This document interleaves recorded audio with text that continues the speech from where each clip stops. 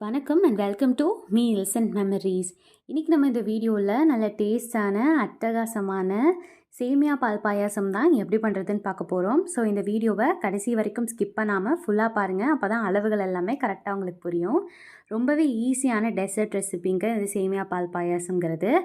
So இந்த மாதிரி ஒரு நல்ல அகலமான பாத்திரம் வச்சுக்கோங்க. அதில் 1 லிட்டர் அளவு தண்ணி வந்து சேர்த்துக்கோங்க.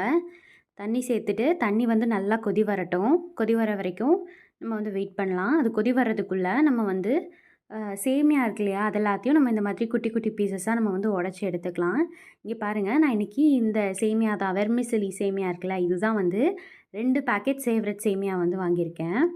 இதை குட்டி குட்டியாக இந்த மாதிரி எடுத்து இப்போ பாருங்கள் எவ்வளோ நல்லா நீளமாக இருக்கு இல்லையா. அது நம்ம நீளமாக போட்டோம்னா நூடுல்ஸ் சாப்பிடும்போது நீளமாக வரும்ல, அந்த மாதிரி வரும்.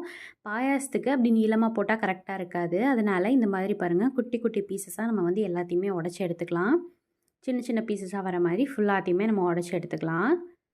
அதுக்கு முன்னாடி எத்தனை பேருக்கு இந்த சேமியா பால் பாயாசம் ரொம்ப பிடிக்குங்கிறத கமெண்ட்ஸில் சொல்லுங்கள்.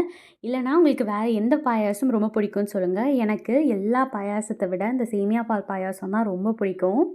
இந்த மாதிரி சேமியாவெல்லாம் உடச்சதுக்கப்புறமா கைக்கு நடுவில் வச்சு இந்த மாதிரி அழுத்தி அழுத்தி கொடுங்க. இப்போ ஒரு பாக்கெட்டை ஃபுல்லாக உடச்சாச்சு. நம்ம அடுத்த பாக்கெட்டையும் இதே மாதிரி உடச்சி எடுத்துக்கலாம். இங்கே பாருங்கள், இப்போ ஃபுல்லாத்தையுமே நம்ம உடச்சி எடுத்தாச்சு. தண்ணியும் பாருங்கள் அதுக்குள்ளே நல்லா கொதி வந்துருச்சு. இப்போது நம்ம உடச்சி வச்சுருக்க சேமியா எல்லாத்தையும் நம்ம வந்து தண்ணியில் சேர்த்துடலாம். தண்ணியில் சேர்த்ததுக்கப்புறமா தண்ணியோட கலர் வந்து கொஞ்சம் லைட்டாக மாறின மாதிரி இருக்கும். அது ஒன்றும் இல்லை, சேமியா வந்து வேகிறதுனால நம்ம சேமியா சேர்த்துருக்கோம் இல்லையா, அதனால தான் வந்து கலர் மாறுது.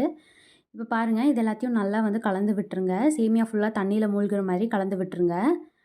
இப்போது தண்ணியில் சேமியா சேர்த்ததுக்கப்புறமா ஒரு 12லேருந்து 15 நிமிஷம் வரைக்கும் கொதிச்சு வரட்டும். சேமியா நல்லா வேகட்டும். அதுக்கப்புறமா நம்ம வந்து சர்க்கரை சேர்த்துக்கலாம். இப்போ பாருங்கள், ஒரு 10 நிமிஷம் போல் ஆகியிருக்கு. நான் வந்து இந்த டம்ளரில் 1.5 டம்ளர் அளவு சர்க்கரை வந்து சேர்த்துக்கிறேன். இந்த அளவு வந்து கரெக்டாக இருக்கும். இங்கே பாருங்கள், இந்த டம்ளரில் தான் 1.5 டம்ளர் அளவு சர்க்கரை சேர்த்துக்கிறேன். சேர்த்துட்டு நம்ம எல்லாத்தையும் நல்லா கலந்து விட்டுடலாம். சர்க்கரை வந்து நம்ம சேர்த்த உடனேயுமே நல்லா வந்து திக்காக ஆரம்பிக்கும். நம்ம வந்து சேமியா சேர்த்துட்டு சர்க்கரை சேர்த்தோன்னா தான் கரெக்டாக இருக்கும். ஏன் வந்து நல்லா அகலமான பாத்திரமா வைக்க சொன்னேன்னா, அப்போ தான் வந்து இது நல்லா பொங்கி பொங்கி வரும். ஸோ வெளியில் வராமல் இருக்கிறதுக்காக தட்டெல்லாம் போட்டு எதுவும் மூடி வைக்க வேணாம். சேமியா அப்படியே ஓப்பன் பண்ணியே வேக வைங்க. ஏன்னா பொங்கி வரும், அதனால தான். ஸோ இப்போ சேமியா இதெல்லாம் சர்க்கரையெல்லாம் நல்லா கலந்து வெந்து வரதுக்குள்ளே நம்ம இந்த மாதிரி ஏலக்காய் ஒரு 3லேருந்து 4 ஏலக்காய் எடுத்து இந்த மாதிரி நல்லா கொட்டி எடுத்துக்கலாம். இங்கே பாருங்கள், இப்படி நம்ம கொட்டின உடனேயும் மேலே இருக்க தோலெல்லாம் தனியாக வந்துடும். ஸோ தோலை எடுத்து தூக்கி போட்டுட்டு இந்த உள்ளே இருக்கிற தூளை மட்டும் நம்ம எடுத்து போட்டுக்கலாம். இப்படி பண்ணுறதுனால ஏலக்காய் வந்து நமக்கு வாயில் வரும் இல்லையா நடுவில், அந்த மாதிரி வந்து வராமல் இருக்கும். அதுக்காக தான். இல்லை இது நீங்கள் வந்து விருப்பப்பட்டால் மிக்ஸி ஜாரில் போட்டு சர்க்கரையும் ஏலக்காயும் நல்லா பவுடர் பண்ணி எடுத்துக்கிட்டிங்கன்னா அப்போவும் வந்து கரெக்டாக இருக்கும். ஸோ இப்போ இந்த ஏலக்காயும் நம்ம சேர்த்தாச்சு உள்ள. அதுக்கப்புறமா நம்ம இப்போ நெய் சேர்த்துக்கலாம். தனியாக ஒரு சின்ன கடாய் எடுத்துகிட்டு அதில் வந்து நெய் சேர்த்துக்கோங்க. நெய் நல்லா உருகின உடனேயும் நம்ம வந்து முந்திரி திராட்சைகள்லாம் சேர்த்துக்கலாம்.